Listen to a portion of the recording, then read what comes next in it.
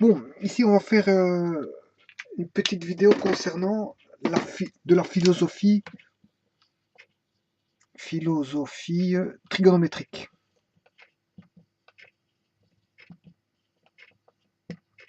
La philosophie trigonométrique en rapport avec bien sûr le triangle rectangle et non pas le cercle. Bon, si je prends un triangle qui possède donc un angle droit que je vais appeler ABC. On sait bien que si je prends l'angle A, bien l'angle A, le cosinus de l'angle A, c'est la mesure du côté adjacent sur la mesure du plus grand côté qui est fatalement l'hypoténuse.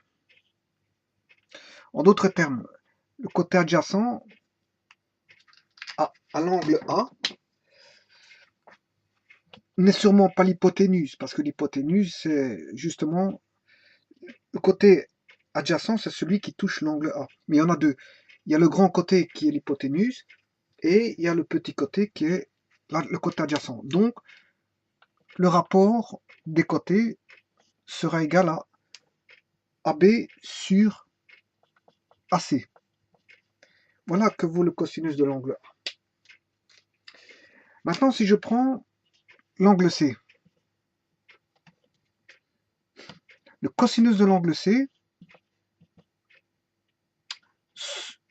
c'est la mesure du côté adjacent sur la mesure de l'hypoténuse.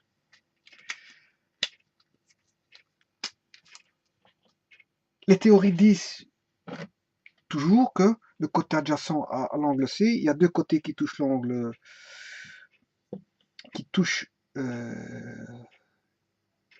l'angle C.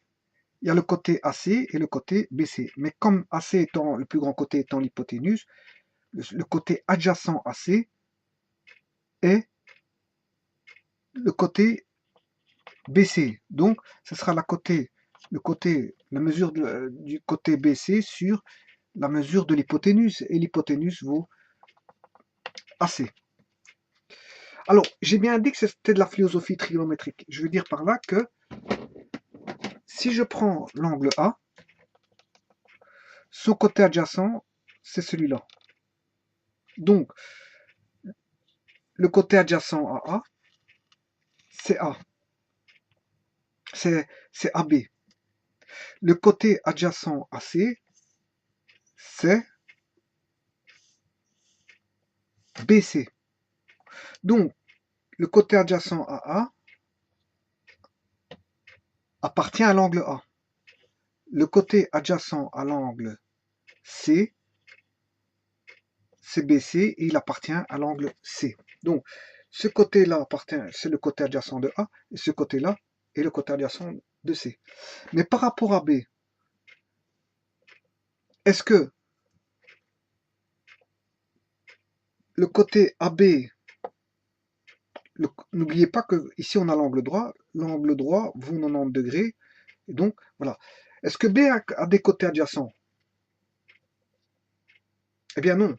Pourquoi? Parce que soit il en aurait deux, ou soit il en aurait aucun. Et il n'en a pas. Parce qu'en fait, philosophiquement parlant, ceci c'est le côté adjacent à A et non à B. Celui-ci c'est le côté adjacent à C et non à l'angle B. Donc, ce qui veut dire que B n'a pas de côté adjacent. B ne possède pas de côté adjacent. Puisque ce côté-ci est l'adjacent de C et ce côté-ci est l'adjacent de A.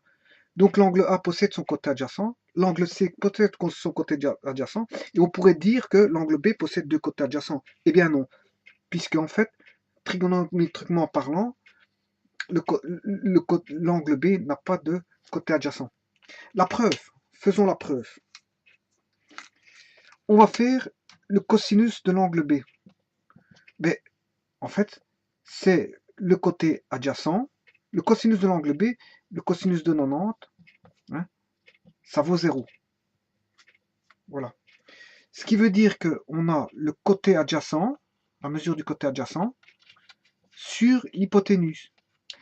l'hypoténuse est différent de 0, c'est la plus grande longueur, autant dire que c'est le côté adjacent qui est nul. Autant dire que, philosophiquement parlant, l'angle B n'a pas de côté adjacent. Puisqu'en fait, le côté adjacent sur l'hypoténuse, où l'hypoténuse est différent de 0, hein, en mesure, l'hypoténuse AC est bien l'hypoténuse de l'angle B, puisque AC est l'hypoténuse du triangle, hein, mais que le côté adjacent, il n'y en a pas. Ça démontre que le côté B n'a pas de côté adjacent. Bien qu'il a deux côtés qui se touchent, on aurait pu croire que c'est les deux côtés qui sont adjacents. Mais non. En fait, A possède un côté adjacent, B, C possède un côté adjacent, mais comme ces deux côtés sont des côtés adjacents aux deux angles qui sont non droits, donc l'angle droit ne possède pas de côté adjacent. Et on peut affirmer ça philosophiquement comme ceci: cosinus de 90 vaut 0, donc côté adjacent sur l'hypoténuse, hein, de l'angle par rapport à l'angle B. L'hypoténuse est différent de 0, mais comme le B n'a pas de côté adjacent, donc le côté adjacent vaut 0. Voilà, il n'a pas de côté adjacent.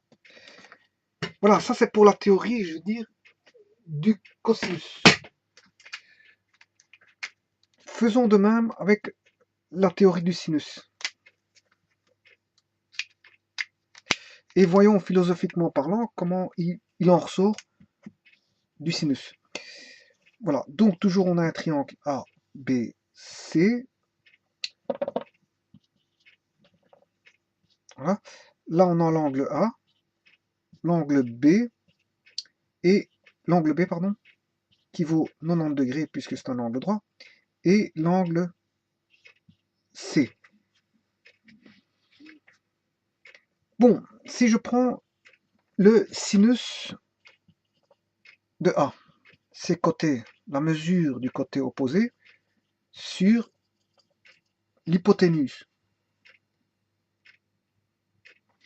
La mesure du côté opposé à l'angle A, l'opposé à l'angle A, c'est le côté BC qui est à l'opposé de l'angle A. L'angle A étant ici, à son opposé, il voit le côté BC. Donc la mesure de BC sur l'hypoténuse, et l'hypoténuse vaut, sa mesure est mesurée par le côté AC. Bon, faisons la même chose avec le sinus de C.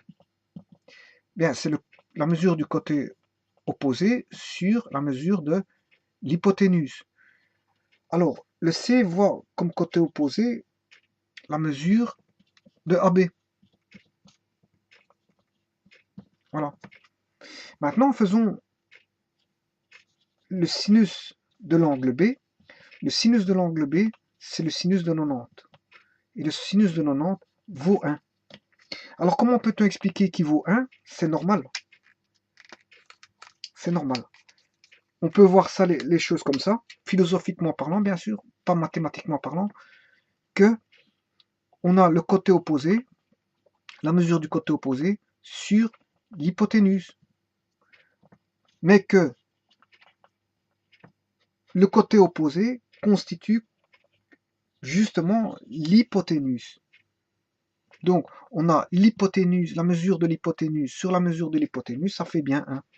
Et on pourrait, voilà, se dire pourquoi, un petit peu, hein, tout ça pour expliquer un tout petit peu, philosophiquement parlant, pourquoi on pourrait, philosophiquement parlant, faire l'explication inverse, hein, et de se dire, comme le B n'a pas de côté adjacent, donc le côté adjacent sur l'hypoténuse, le cosinus de 90 vaut 0, et on pourrait se dire voilà pourquoi le cosinus de 90 vaudrait 0.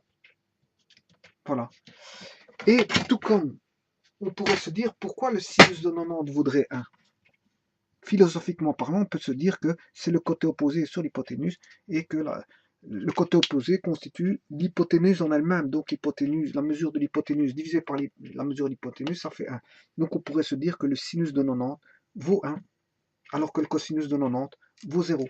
Voilà pour la petite histoire philosophique liée aux mathématiques qui pourrait donner quelques explications à certaines choses, ou au moins entrevoir certaines vérités.